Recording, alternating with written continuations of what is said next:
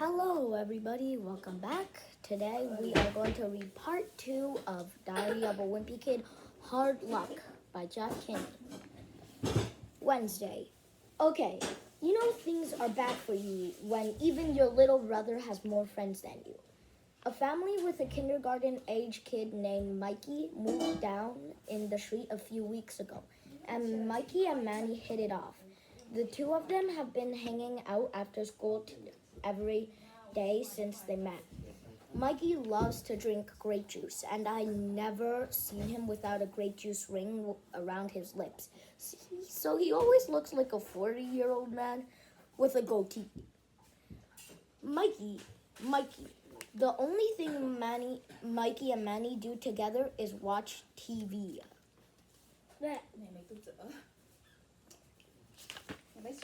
As far as I know, neither of them has ever said a single word to each other, but I guess something about their relationship just works.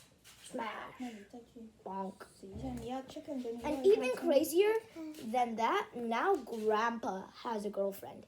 I didn't even know you could still date once you got to be Grandpa's age, but I guess I was wrong. I probably shouldn't be surprised Dad says that at Leisure Towers, the women outnumber the men 10-1. So there are always women lined up at Grandpa's door trying to win him over with carousels and baked goods. Grandpa started dating this widow named Darlene, and we met her this weekend when they came over for dinner. I think it's crazy that Rowley and Grandpa both have girlfriends at the same time. Stop slouching.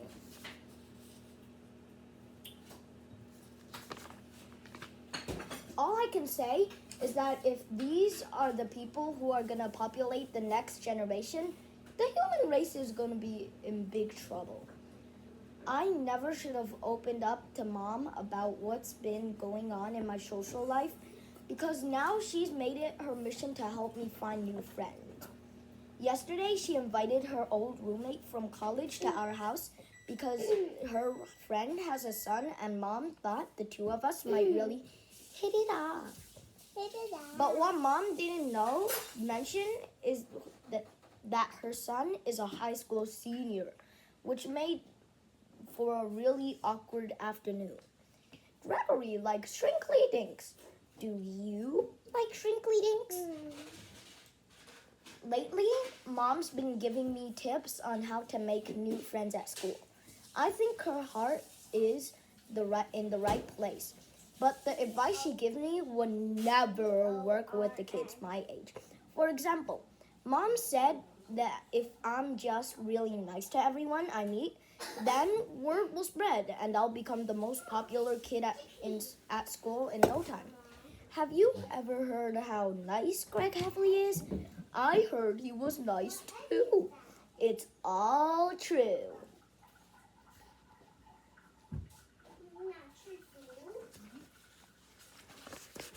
Maybe that kind of stuff worked with Mom when Mom was growing up, but kids aren't like that now anymore. I keep telling Mom that nowadays, popularity is based on stuff like what kind of clothes you wear and what kind of cell phone you have. But she doesn't want to hear it. At school, there's this big push to encourage positive reinforcement. So they've been taking down all the anti-bullying posters in the hallway because they don't fit with the new theme. Hey, bullies, we're watching you. Like bullying? Hope you like prison. Stomp out bullying. Free zone. Now, instead of punishing kids for acting mean to each other, they're rewarding kids for being nice. The basic idea is that if a teacher catches you being kind to another kid, you get a hero point. Whoops. Aha! If you can get a certain number of hero points, you can turn them in for prizes like extra recess time. You've earned 1 hero point. Turn in your hero points at the front office for prizes. And the homeroom that gets the most hero points gets a day off from school in June. I actually thought it was pretty decent idea, but of course, people always have to go and mess things up. Right away, kids realized they didn't actually have to do good deeds to get hero points. They just started faking good deeds whenever the teachers were around. Let me help you with these books, Anthony. Why, thank you, Peter. Hero points are printed on these sheets of 10, and teachers tear one off when they want to reward a kid. Eric Blick got his hands on one of the sheets and photocopied it.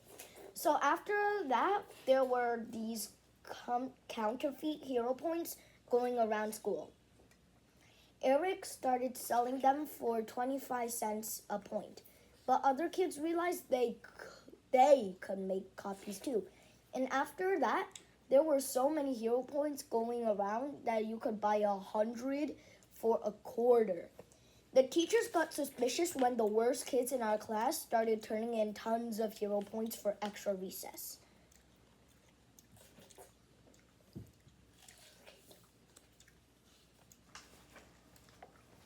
So the school invalidated all the hero points printed on white paper and created a whole new batch on green paper. But it didn't take long for people to start making copies on green paper, and the whole thing started over again, all over again. Every time the school changed the color of the paper, there would be fakes made within 24 hours. Finally, the school started punishing the kids who turned in more than 5 hero points at a time, because the teachers saw as proof they were counterfeit. But that wasn't fair either. Marco Tempton, one of the nicest kids in our class, got put in detention for the rest of the month, even though he earned his 35 hero points legitimately. Eventually, the janitor busted one of the main counterfeit operations when he walked into an empty science room that the kids were using as their base. The school canceled the whole hero points program after that, which stinks, because now that extra recess is off the table, nobody's willing to do anything nice. A little help. Sunday. I think Mom took that stuff I said about popularity with kids my age to heart, because today she took me out clothes shopping. Ordinarily, I can't stand going clothes shopping, because the only time we do it is at the beginning of the school year, and once a year is enough for me. These kahikis will go great with your sweater vest. I've done a lot of boring things in my life, but nothing saps my energy worse than back to school clothes shopping. Come on, just a few more pairs. Gasp. Usually, Mom takes us shopping at this place downtown called Frugal Freddy's. I think the people who run the store understand, guys, because they give us our own little area to sit while the women shop. Last September, Mom took me and Roderick to Frugal Freddy's and picked all our clothes for us. Unfortunately, she forgot to come get us after she was done shopping, and she got all the way home before she realized it. We must have been there for 3 hours before Mom came back to get us. Well, today I was actually excited to go clothes shopping.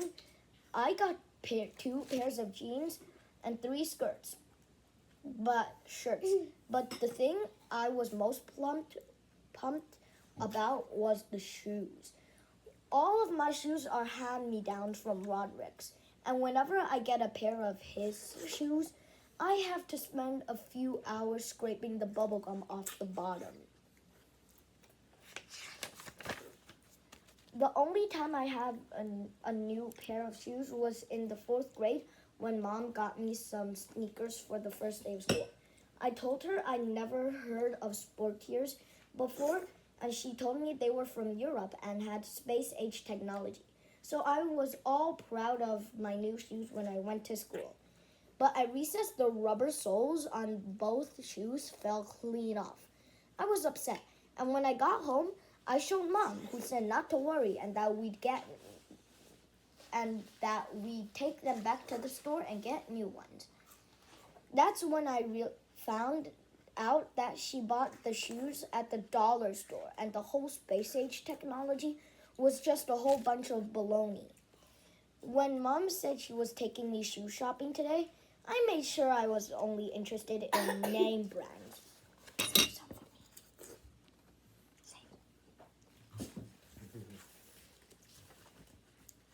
It wasn't easy deciding which shoes to get though. There are about 1 million different types, and each one is supposedly good for a specific thing. There are shoes for hiking, shoes for running, shoes for skateboarding, and a bunch of other ones too. There was a pair of fancy high-tech basketball shoes I really liked, and they had some sort of thing in the soles that's supposed to make you jump higher, and I was seriously thinking about getting them. Max Lift 5 with jump kick technology. But I got nervous that if I bought those, I'd be totally out of control on the walk to school. Kaboing, sprang. Then there was a pair of green cross training shoes that looked really awesome, but on the bottom of the box, it said they were for the serious athlete. So if I got those, I think they'd just be wasted on me. Really? I even thought about getting a pair of those shoes with wheels on them so I could blow by the Mingo Kids woods every day. I finally decided on some shoes that were pretty sporty, but not too over the top. Mom asked me if I wanted to wear them home, but there was no way I was going to let my shoes get dirty before I wore them to school for the first time. Plus, it gave me a chance to enjoy the new shoe smell all the way home. Monday. I never noticed how dirty the ground is until I got my new shoes. And not just the actual ground, but the street and sidewalk too. The way to school is like a minefield of mud and grease and other junk. And you practically have to be a ninja to avoid all of it. In fact, after getting only 1 block from my house this morning, I turned around, went back inside. I got some of those plastic grocery bags to put my feet in, and for a while everything was good. But eventually, the bottom of the bag shredded, and then they didn't give me any protection at all. So I just ripped the rest of the bags off and threw them in the nearest trash can. After that, I did my best to avoid the danger areas. I stayed on the sidewalk until I realized I was getting pebbles in the little grooves of my shoes. And I knew those were gonna take forever to dig out with a stick. So I tried to minimize the amount of rubber that touched the ground, touched the cement. Step. Eventually, I gave up and just walked in the grass. By the time I got to school, I was 20 minutes late, but it was totally worth it to show up in style. Unfortunately, we were having a pop quiz in geography, and I had to try and catch up to everyone else. A few minutes into the quiz, I noticed a really terrible smell. At first, I thought it was Bernard Barnson, who usually doesn't smell too good in general. Sniff, sniff. But this was way worse than usual. I took my stuff to a desk in the back of the room so I could concentrate on my quiz. But the smell followed me, and that's when I realized where it was really coming from. I must have stepped in the dog poop when I walked in the grass, and I knew exactly where it happened too. I took my shoe off and went to the front of the room to tell Miss Pope about my situation. But I think Miss Pope thought I was trying to skip out on the pop quiz because she gave me a plastic bag to put my shoe in, and she told me to return to my seat.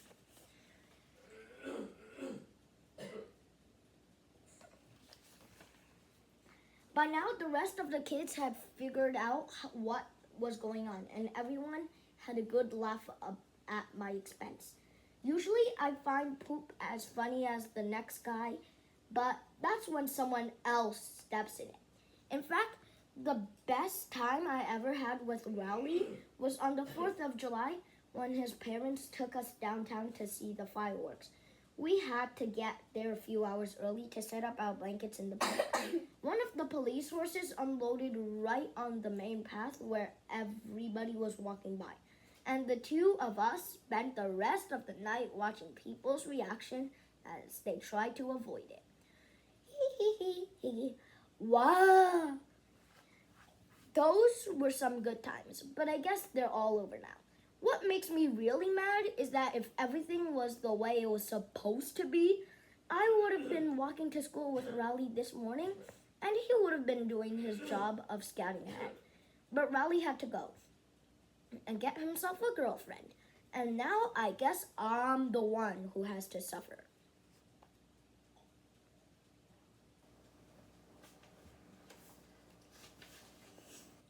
I had tracked Rebel's mess all over the classroom, and they had to call Mr. Meeks to clean it up. He kept shooting me dirty looks, which made it really tough to concentrate on my pop quiz. After class ended, I went to the front office to see if there was anything they could do to help me.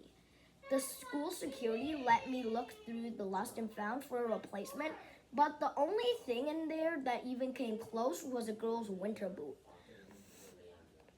Right then, Mr. Nern came out of the teacher's lounge, and the secretary asked him if he happened to have any spare shoes. Mr. Nern said he actually had an extra pair in his office, and he went to get one for me. I never noticed, but Mr. Nern has some gigantic feet. And I hope just because he lent me his shoes doesn't mean I have to keep playing checkers with him at recess. Wednesday. Since I'm not hanging out with Raleigh after school anymore, I've got a lot more time on my hands. But the thing I've learned is that you should never tell your mom that you got nothing to do. I'm bored. Good, you can help me clean the oven. So I've been going outside after school just to avoid doing chores at home. Mom's been telling me I should branch out and try to find new friends in the neighborhood. But where I live, pickings are pretty slim. A few houses down, there are the Lasky boys. But their idea of having a good time is stripping down to wear their underwear and wrestling in the front yard. Diagonally across the street is a kid named Mitchell Flammer, who I think is a year or two younger than me. But I don't even know what he looks like because I've never seen him without a motorcycle helmet on. A few houses down on the right, you've got Eric Halber, who was suspended 3 weeks ago for breaking in and vandalizing the school.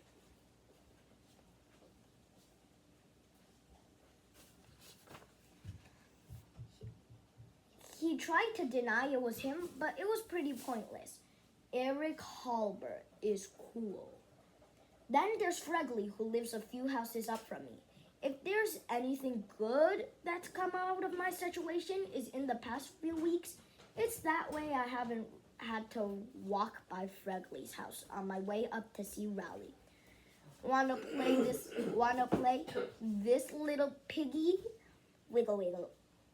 Unfortunately, Mom's always trying to set up a play date between me and Fregley because she says she feels bad for him because he looks a little like a lonely boy.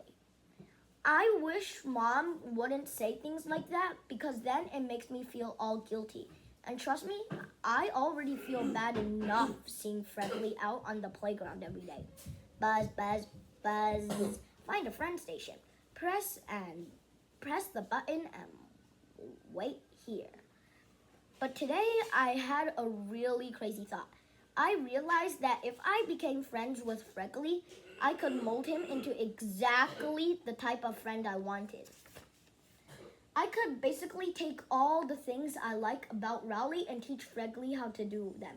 Plus, Fregley could bring something extra to the table. I've noticed that at my school, the most popular guys have a funny sidekick. One of the boys in Bryce Anderson's entourage is Jeffrey Laughley.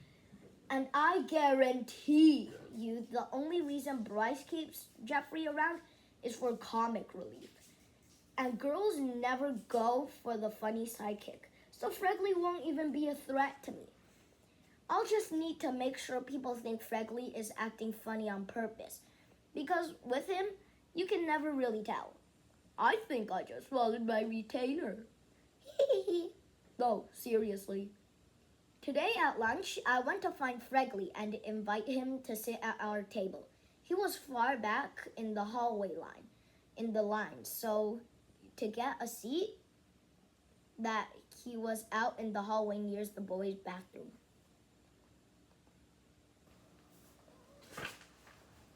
Luckily, Fregley is pretty skinny, so we were able to squeeze him in. The first thing I did was tell him how the things worked, starting with the 5-second rule. I was right in the middle of telling him how you can claim a piece of food that doesn't belong to you when Fregley went for the potato chip in my hand with no warning. Gah! I was pretty mad, and I told Fregley that if he was gonna pull that kind of nonsense, he could go back to his spot on the floor in the hallway. I explained that somebody had to actually drop something before it could be claimed. He seemed to get it and sort of tried to apologize, so I guess you have to call that progress. While Fregley was eating lunch, I snuck a peek at his notebook to see how good his cursive was. But when I saw what was on the first page, I wish I hadn't.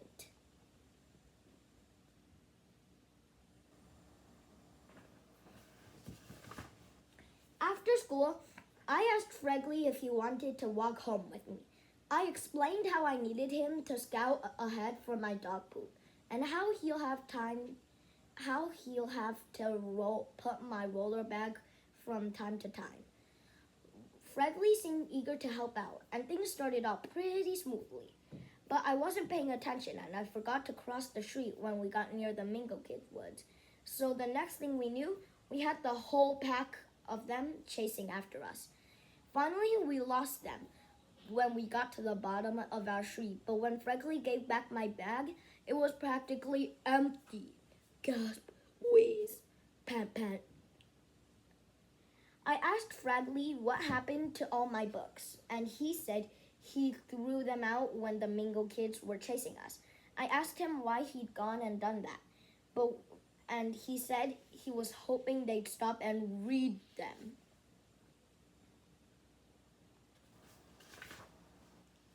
So day 1 was a little bit of a disaster, but Fregley's gonna be a long-term project, and I better prepare myself for some bumps along the way. Thursday. This morning, me and Fregley were supposed to walk to school together, but at 8:30, he still hadn't shown up at my house. So I went over to his place and knocked on the front door. Nobody answered, and I was just about to head to school by myself when I heard some noises inside like a bowling ball falling down the stairs. Then the front door opened and Fregley was standing there. Fregley told me that when he was getting dressed, he accidentally put his shirt on upside down and he got stuck. That meant it was up to me to untangle him. At first, I was a little irritated, but then I realized this was just the kind of thing other people might find funny. So at lunch, I brought Fregley over to one of the girls' tables and had him do the thing with his shirt again.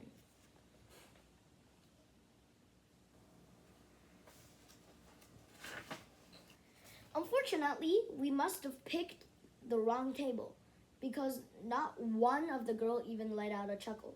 I asked Fregley if he knew any jokes, but he said he didn't. Then I asked him if he knew how to do any tricks, and he pulled out a piece of bubblegum. Fregley took off his shirt and put a bubblegum in his belly button. I didn't know where this was going, so I took a few steps back. And then, no lie, he started chewing it. I don't know if any of the girls were impressed, but I definitely was. Then Fregley said he was going to blow a bubble, which was something I had to see. But I should have known it's not physically possible to blow a bubble with your belly button. Shriek! Bop, blop. Word about Fregley's talent got around the cafeteria quick, and for the rest of lunch period, almost every boy in our class was at our table wanting to see what else Fregley could chew. In fact, it got so crowded there wasn't even a place for me to sit.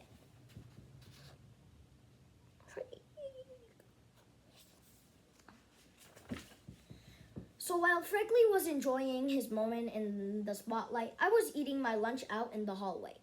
This just goes to show that no matter how nice you are to some people, they'll turn their back on you the second they get the chance. Friday. With everything that's been going on at school, I've never been looking forward to spring break.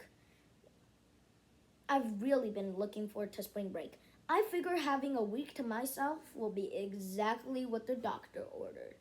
But tonight, my plan for a stress-free week went out the window. When Dad asked Mom what we're doing for Easter this year, she said that her family is coming to town. I was totally blindsided by that news, and I could tell Dad felt the exact way too. Pooh!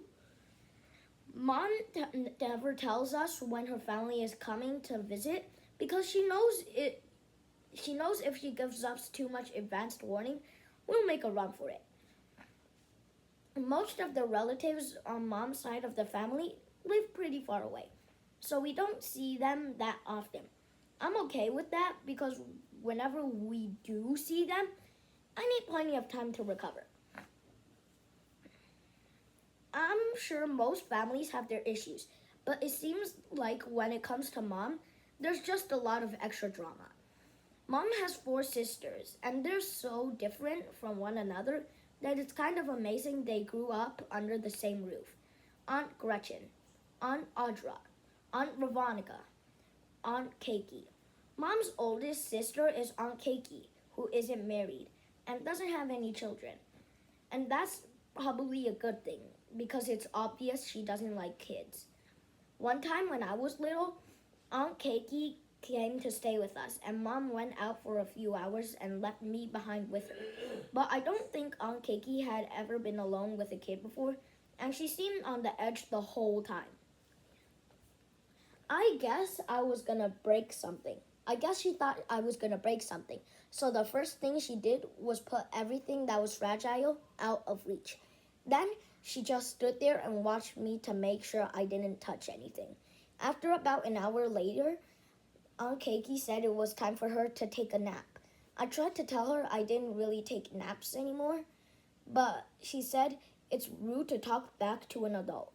Aunt Keiki said she'd be downstairs in the laundry room ironing and she'd come wake me up in a few hours. Then she turned out the light, but just before she shut the door, she said, "Whatever you do, don't go downstairs and touch the iron." The idea of touching the iron would have entered my mind. Never would have entered my mind. But once Aunt Keiki put it in my head, I couldn't stop thinking about it. So a half hour later, I snuck downstairs like I was on some kind of stealth mission. Aunt Keiki was in the family room watching television, and I had to go